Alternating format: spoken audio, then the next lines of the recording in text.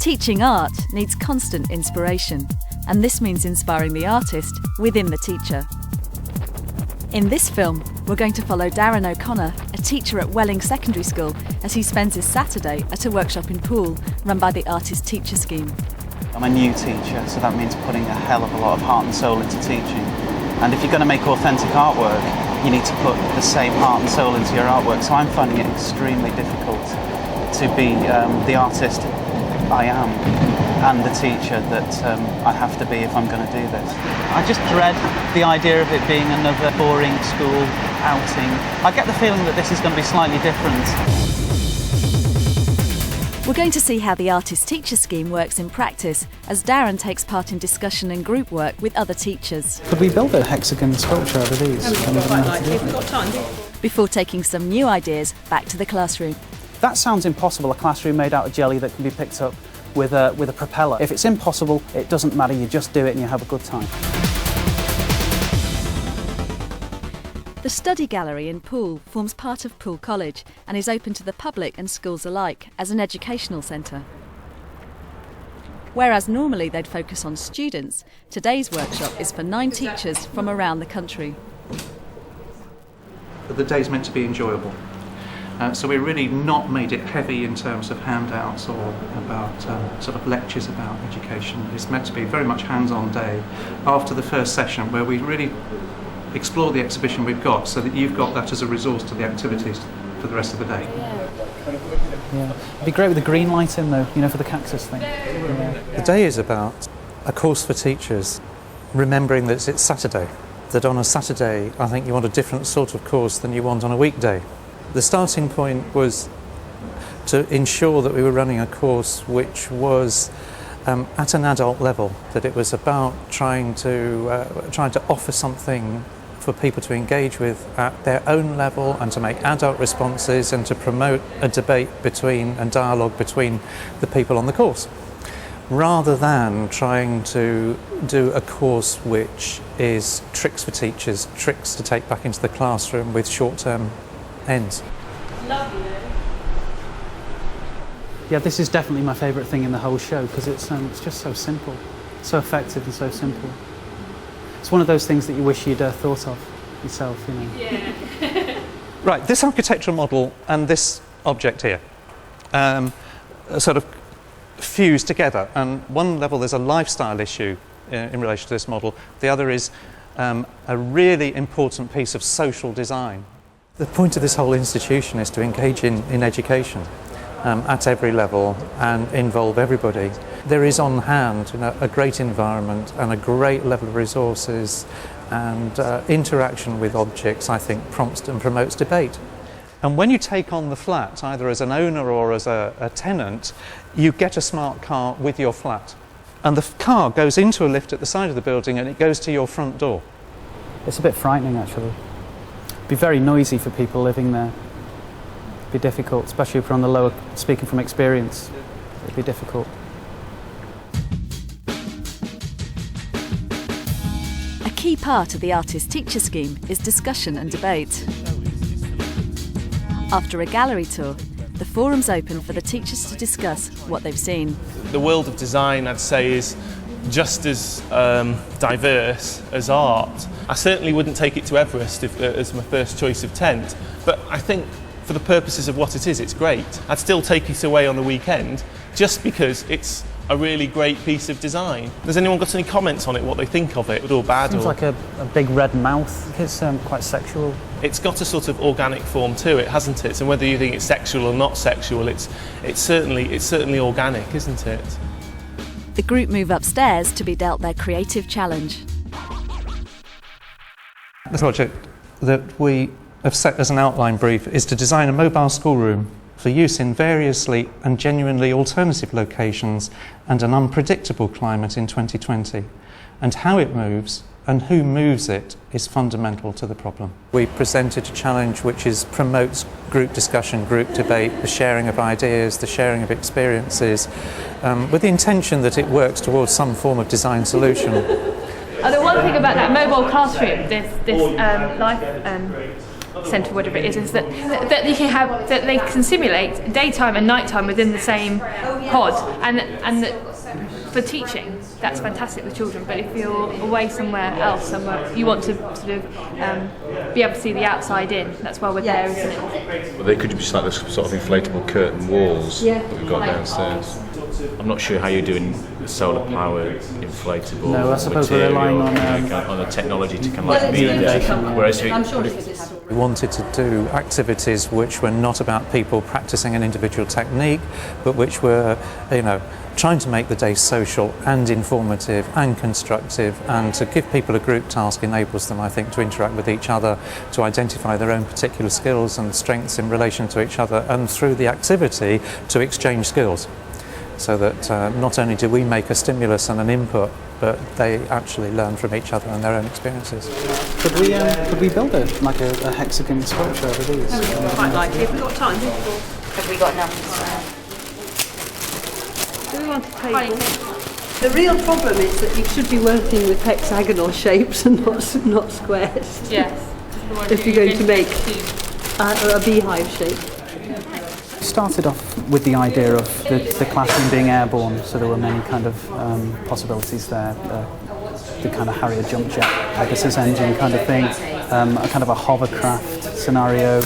But we liked a kind of a helicopter-style pod which can arrive, pick things up, drop them off, and then disappear.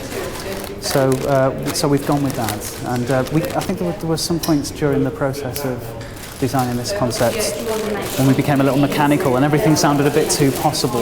So we managed to veer away from that with the idea that in the future, between now and 2020, someone will invent a liquefied kind of solar panel which gave us more options and made it kind of more interesting anyway. So that's where we are at the moment. I think the day has potential success because it mixes NQTs with training teachers, with people who've had a career in art education for some while. Our experience is that newly qualified teachers have a freshness about them, have an energy about them, and actually aren't fazed by some of the problems that have ground us down for 20 years. So what you're saying is each one of these is a separate space. Yeah. And the same. But not all of them, but the ones that sort of make sense around the edge. Yeah, today's worked for me. The workshop's worked because it's only been 2 phases. It hasn't been annoying, for want of a better way of saying it. It's been quite easy to do. Lots of small phases might have been quite annoying, and the day may have seemed too chopped up and dragged on, but it's been good and it's gone quickly. But in a good way, it's gone quickly because it's been quite enjoyable. I've enjoyed today because it's opened up other possibilities that I can now see through posing more open-ended questions to the children in design activities, that they could actually have a more explorative, investigative approach to their own work. It's design-based. It's quite interesting because obviously within my role, much more of it is the art side of art and design as opposed to design. And I think that's been quite interesting, how it's acceptable to do something like design, because often you leave that to design technology side of it.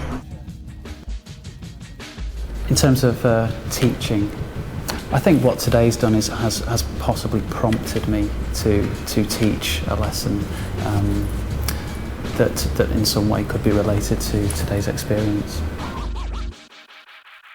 You need the lights, it's okay. Okay, can we have everybody listen? Please, guys, quickly, bags and coats off and let's get ready to work. The following week, Darren adapts some of the ideas he picked up from the Artist Teacher Scheme for his Year 7 class. Rosie's going to come around now. You're going to take a piece of paper. On each piece of paper, there is a problem, something that needs to be designed. Okay? You need to design it. The overall objective was really to give the students an opportunity to design something in the way that I was asked to design something on Saturday. That sounds impossible, a classroom made out of jelly that can be picked up with a propeller. But that's what we designed, because we weren't really bothered about what's possible and what's not possible. Not at that stage. We wanted to have a lot of fun. We wanted to design something using our imaginations, which could be really interesting. That's basically what we were looking for. It doesn't have to be possible. Okay? That was the theme on Saturday, and I want that to be the theme here. Okay, so if it's impossible, it doesn't matter, you just do it and you have a good time. They answered little problems which I'd written down on pieces of paper beforehand. Things like design a football, which will always allow you to score a goal. Have a look at your question if you haven't already. Don't let anybody else see what it is. We want people to guess what it is later on. And some of the other little problems that I wrote out were problems that they're used to, like a tie which will tuck itself in because they're constantly being stopped and asked to tuck the ties in or sort the shirts out. So the problems were related to little experiences that they have every day at Welling. You will make sure that you put lots of colour on these though, won't you? Because we need to be able to see them. Interestingly, one of the problems that I encountered during the workshop on Saturday was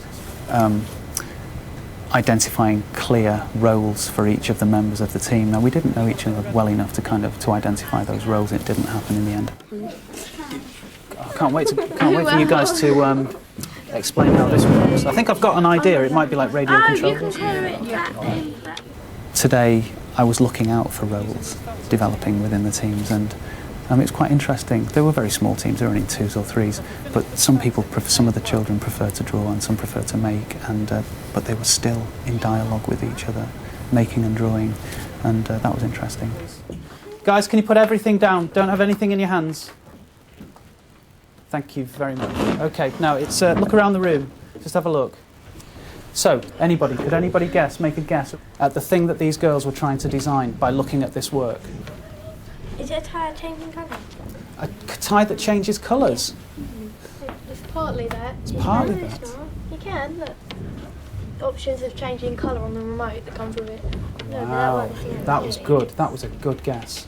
Is it to take it on and off? It's hard to put it on and off. Isn't it? It is, isn't it? What was your question, girls? It was a tie that moves. Made for electric tie. Because what it is, behind on the back of the tie, it's got an on and off switch, and when you switch it on, you've got a remote control.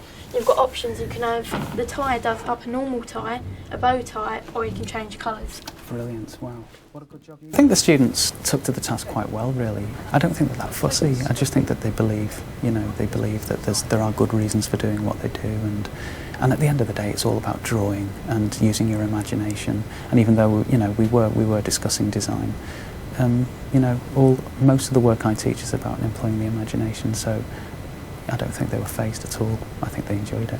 What did you design, guys? A football that always scores. A football that always scores. So how did you deal with the problem? Remote control. It's remote control. A remote control football, so you could get your mate to stay in the stand. Every time you shoot, the ball would go in the goal because your mate in the stand is guiding it in. That has to be invented, doesn't it, really? I thought there was an interesting debate kicked up on Saturday, and that's what mainly inspired today's lesson. The idea that someone can successfully move through a design process into fine art and back again. I think that there is a line between fine art and design. Design ultimately is for selling, fine art is for expressing the way you see the world. I see this course really as an opportunity for people to come and actually use their own experience and their own expertise as artists, as teachers, and to use that specialism in a debate amongst friends as much as colleagues, people who've got a similar interest, similar motivation, maybe similar outlook.